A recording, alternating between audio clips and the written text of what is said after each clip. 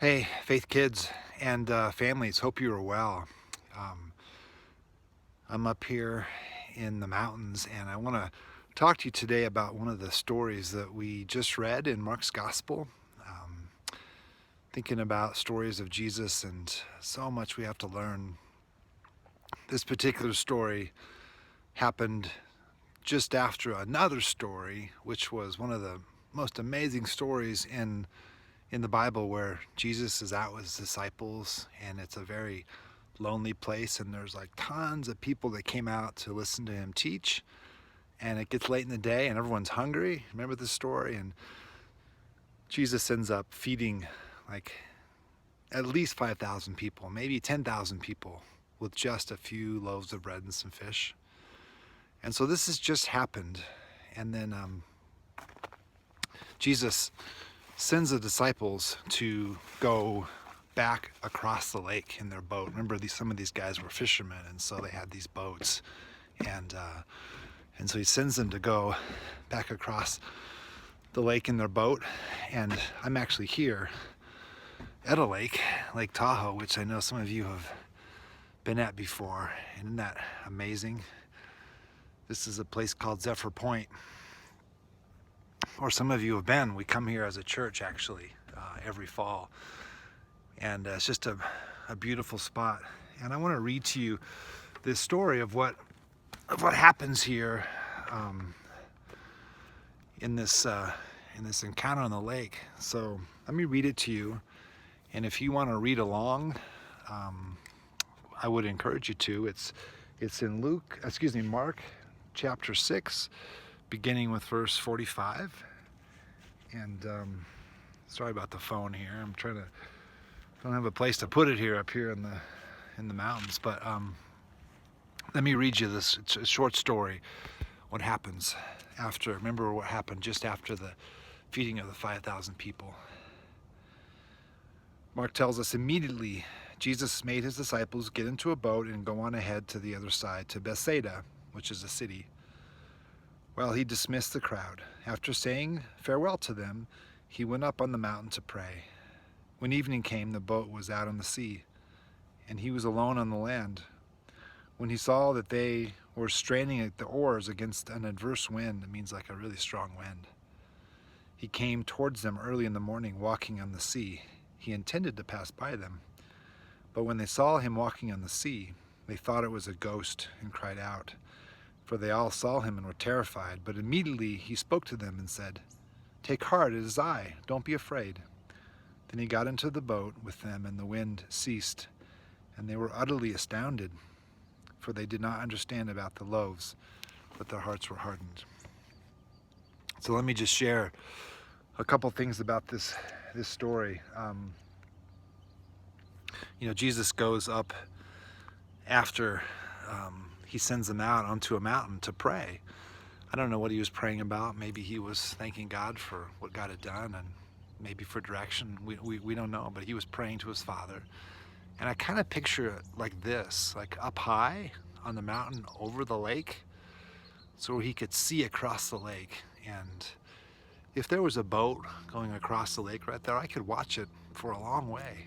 And it tells us that as Jesus is praying, he's watching his disciples out in this boat across this lake, and it's a long way across. The Sea of Galilee is about 13 miles across. I looked it up, and from here to the other side, that's about 13 miles. So that's how far they had to go to get across this lake, and he's watching them. And then this wind comes up, this storm. And I don't know if you've ever been here, but if you've ever been up to Tahoe and there's a storm, the waves, it gets pretty rough. It can almost be like the ocean, waves that high crashing in. And so these guys are out in a boat, and it's not a big boat. This is 2,000 years ago. It's a small fishing boat, and so they must have been terrified. And Jesus sees them, that they're not able to, they're not making much progress, and maybe even in danger of drowning in the lake. And so, I wonder, because if you've been reading along, there's another story earlier on where Jesus is in a boat with them on the same lake, and he calms the waters. he speaks and the storm goes away. And I kind of wonder why Jesus didn't just do that. He could have, right? Just from way up high where he was, just looked out and said, prayed to his Father, Lord, calm the storm, and that would have been it. And I wonder why he didn't. Maybe you can think about that too. Why wouldn't he just do that? But he does something different. It says he goes down onto the lake and begins to walk across the water. Now, I don't pretend to understand that. Maybe some of you have tried water skiing. I've tried water skiing before. I'm not too good at it, but I suppose we can walk on water if we've got a couple of skis on our feet and a boat pulling us. But to do it by yourself, only God could do that.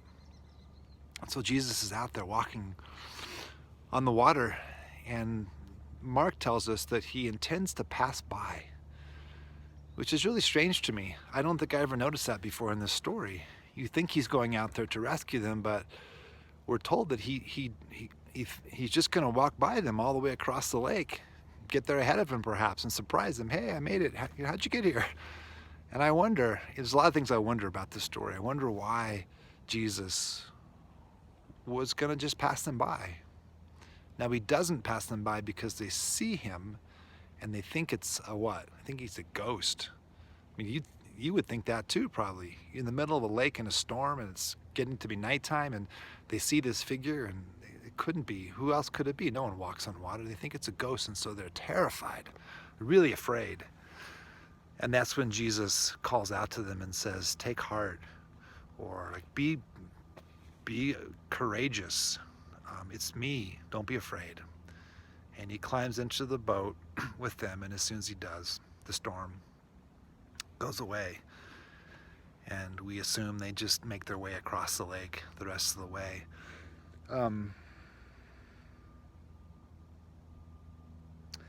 There's some hard questions in this story, and one of them is this question at the very end. I don't know the answer to this, but it says the disciples had hard hearts about Jesus. That's kind of a way of saying they didn't want to believe.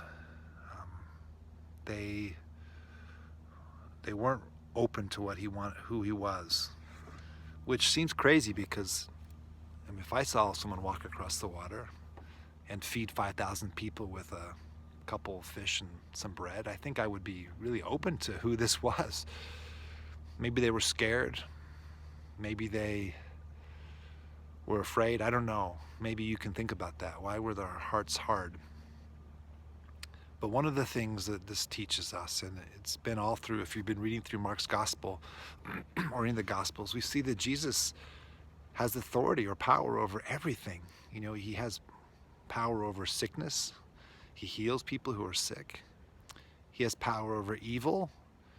If people are facing demons or evil in a world, he has power over that. He has power over our hunger. You know, he feeds 5,000 people. He has authority over the needs that we have in our life, and he has power even over the weather.